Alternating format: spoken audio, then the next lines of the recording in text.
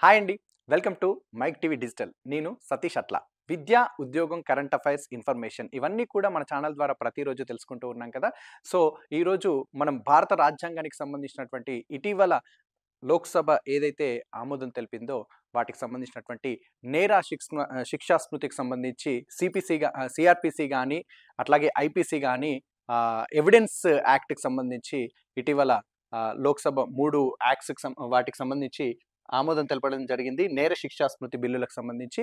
వాటి గురించి ఒక్కసారి తెలుసుకుందాం. 33 నేరాల్లో జైలు శిక్ష పెంపు, 83 నేరాల్లో జరిమానా హెచ్చింపు, హత్యా నేరం సెక్షన్ ఇక 101. అట్లాగే దేశమంతా జీరో ఎఫ్ఐఆర్. జీరో ఎఫ్ఐఆర్ అనేది ఇటీవల కాలంలో ఎక్కువగా వింటున్నాం. ఇంతకుముందు ఏంటంటే ఏదన్నా నేరం జరిగినట్లయితే అదే దగ్గరలో ఉన్నటువంటి ఏ పరిధిలోకి ఆ పోలీస్ స్టేషన్ ప్లేస్ వస్తదో అదే పోలీస్ స్టేషన్‌లోకెళ్ళి మనం కంప్లెయింట్ ఇవ్వడం అనేది జరిగేది. అట్లాగే వాళ్ళు కూడా పోలీస్ స్టేషన్ వాళ్ళు తీసుకునేది. ఇంతకుముందు ఏందంటే ఆ పరిధిలోకి వెళ్లి ఇది మా పరిధిలోకి రాదు, అక్కడికెళ్లి కంప్లెయింట్ ఇవ్వండి అని చెప్పేవాళ్ళు. రీసెంట్‌గా మనము కొన్ని జరిగిన సంఘటనల రీత్యా జీరో ఎఫ్ఐఆర్ అనేది తెర మీదకొచ్చింది.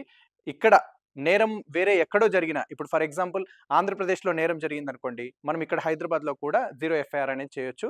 ఎక్కడైతే నేరం జరిగిందో ఇక్కడి నుంచి ఈ పోలీస్ స్టేషన్ నుంచి వాళ్ళక్కడికి ఫార్వర్డ్ చేయడం అనేది జరుగుతది. ఫస్ట్ ఇక్కడ జీరో ఎఫ్ఐఆర్‌గా కేస్ అనేది తీసుకోవడం అనేది ప్రధానంగా ఇక్కడ ముఖ్యమైన అంశం.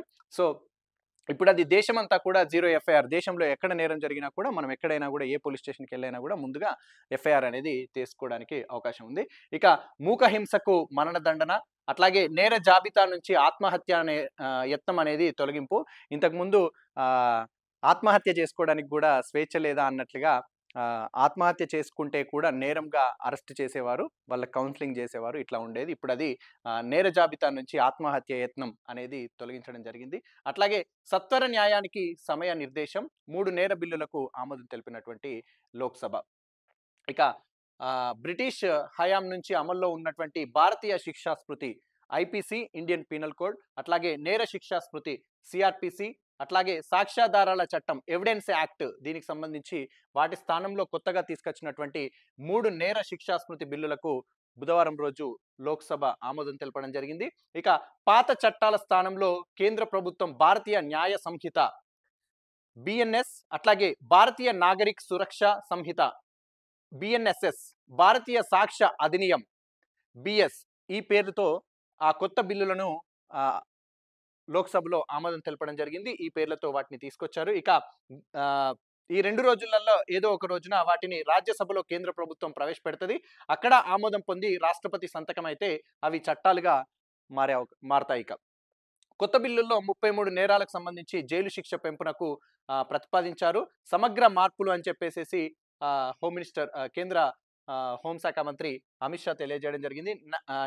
నేర న్యాయ వ్యవస్థలో సమగ్ర మార్పులతో నేర బిల్లులను కొత్తగా తెచ్చామని హోంశాఖ మంత్రి తెలపడం జరిగింది.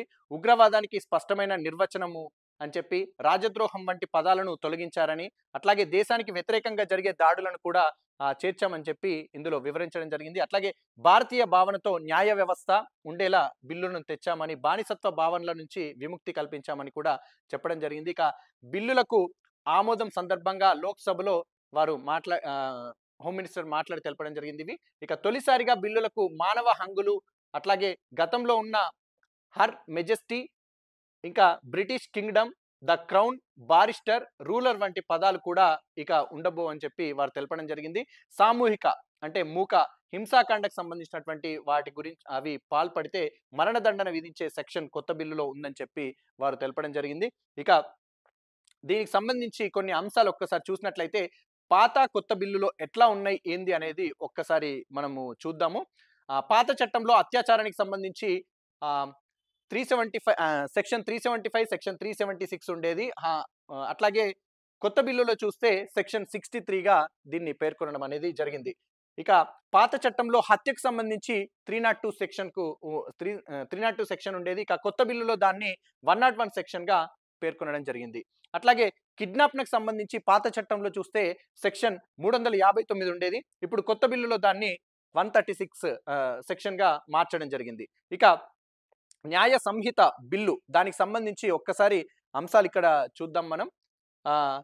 న్యాయ సంహిత బిల్లుకు సంబంధించి చూస్తే కొత్తగా 20 నేరాల చేర్పు, కొత్తగా 20 నేరాలను చేర్చడం జరిగింది. అట్లాగే ఐపీసీలోని 19 నిబంధనలను తొలగించడం జరిగింది. అవేంటో గూడా మనం ముందు తెలుసుకుందాం. 33 నేరాల్లో జైలు శిక్ష పెంచడం జరిగింది.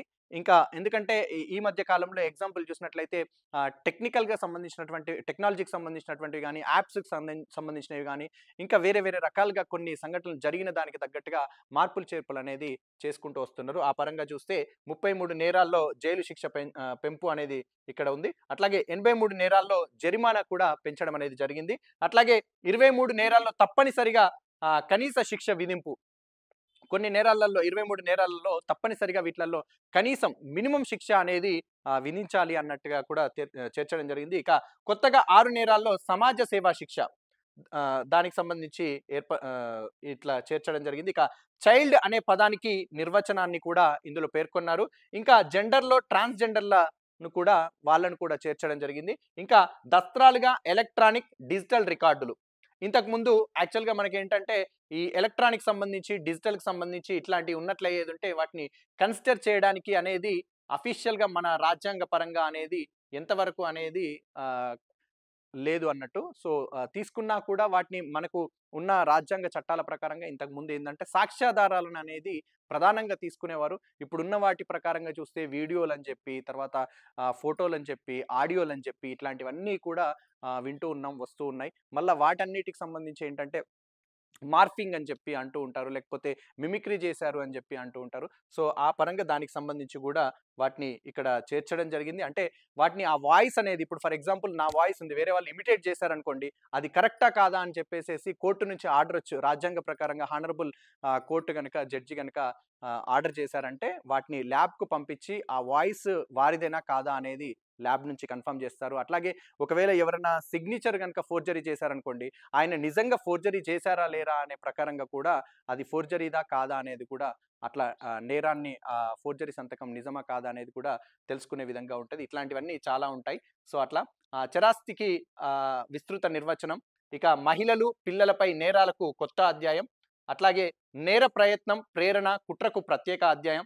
వ్యవస్థీకృత నేరాలు, ఉగ్రవాద చర్యలు, హిట్ అండ్ రన్, మూక దాడి, పిల్లలను నేరాలకు వినియోగించడం, మహిళలను వ్యభిచార వృత్తిలోకి దింపడం, గొలుసు దొంగతనం, విదేశాల్లో నేరాలను ప్రోత్సహించడం, భారత సార్వభౌమత్వాన్ని, సమగ్రతను, ఐక్యతను దెబ్బతీయడం, ఫేక్ వార్తలను ప్రచురించడం వంటి నేరాలకు నిర్వచనం అనేటి ఇవన్నీ కూడా ఇందులో చేర్చడం అనేది జరిగింది. ఏందంటే న్యాయ సంహిత బిల్లులో. ఇంకా ఆత్మహత్యకు ప్రయత్నించడం నేర జాబితా నుంచి తొలగించారు. అట్లాగే భిక్షాటన, మానవ అక్రమ రవాణా నేరంగా పరిగణన. అట్లాగే 5,000 లోపు దొంగతనాలకు సమాజ సేవా శిక్ష విధింపు. ఇట్లా ఇది ఈ బిల్లు న్యాయ సంహిత కిందికి ఇవన్నీ అంశాలను కూడా చేర్చడం అనేది జరిగిందండి కొత్తగా. ఇక మరొక బిల్లుకు సంబంధించి చూస్తే భారతీయ నాగరిక్ సురక్ష సంహిత. దీనికి సంబంధించి ఒక్కసారి చూద్దాం. మెజిస్ట్రేట్ విధించే జరిమానా పరిమితి పెంపు.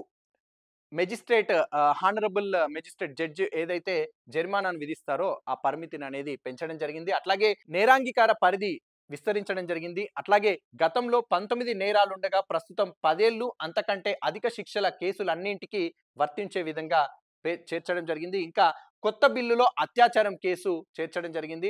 అట్లాగే 3 ఏళ్ల లోపు శిక్షలు పడే కేసుల్లో అరెస్టుకు సీనియర్ పోలీస్ అధికారుల ముందస్తు అనుమతి తప్పనిసరిగా ఉండాలని చెప్పి చేర్చడం జరిగింది. అట్లాగే మొదటి 40 నుంచి 60 రోజుల రిమాండ్‌లో 15 రోజుల పోలీస్ కస్టడీకి అనుమతి. ఏదైతే 40 నుంచి 60 రోజుల రిమాండ్‌లో ఉంటారో దాంట్లో 15 రోజులు పోలీస్ కస్టడీకి అనుమతి ఉంది. అట్లాగే బెయిల్ ఇవ్వడానికి ఇది అడ్డంకి కాదు అన్నట్లుగా కూడా చేర్చడం జరిగింది. అట్లాగే జప్తు, స్వాధీనాలకు విధి విధానాలు, ఇంకా తీర్పు వచ్చే వరకు స్వయంగా హాజరు కాకపోయినా విచారణకు అవకాశం. అట్లాగే అంటే తీర్పు వచ్చే వరకు స్వయంగా కన్సర్న్ పర్సన్ ఎవరైతే ఉన్నారో వాళ్ళు అటెండ్ కాకుండా కూడా దానికి సంబంధించి విచారణ అనేది చేయొచ్చు అన్నట్లుగా దానికి సంబంధించి అవకాశం ఉన్నట్లుగా చేర్చారు ఇందులో. ఇదొచ్చేసి భారతీయ నాగరిక్ సురక్ష సంహిత బిల్లు. దేశమంతా 0 ఎఫ్ఐఆర్ కూడా ఇందులోకే వస్తుంది. అట్లాగే ఎలక్ట్రానిక్ పద్ధతిలో ఎఫ్ఐఆర్ నమోదు.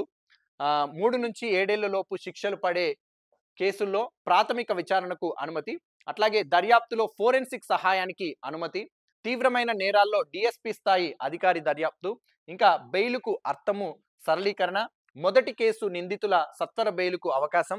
అట్లాగే నిర్దోషిగా విడుదల చేయాలని కోరుతూ వేసే కేసుల్లో బెయిల్ సరళీకరణ, తొలిసారి నేరం చేసిన వారికి విధించే శిక్షల్లో మినహాయింపు, 4వ వంతు గాని 6వ వంతు గాని విధింపు, ఇంకా కేసుల్లో పారదర్శకత, జవాబుదారీతనం, వేగంగా న్యాయం కోసం ఆడియో వీడియో రికార్డుల పరిగణన, సాక్షులు నిందితుల వాంగ్మూలాల ఆడియో వీడియో రికార్డులకు అవకాశం, ఇంకా ప్రజా ప్రతినిధులు, శాస్త్రీయ నిపుణులు, వైద్యాధికారి సాక్ష్యాలను రికార్డు చేయడానికి అవకాశం.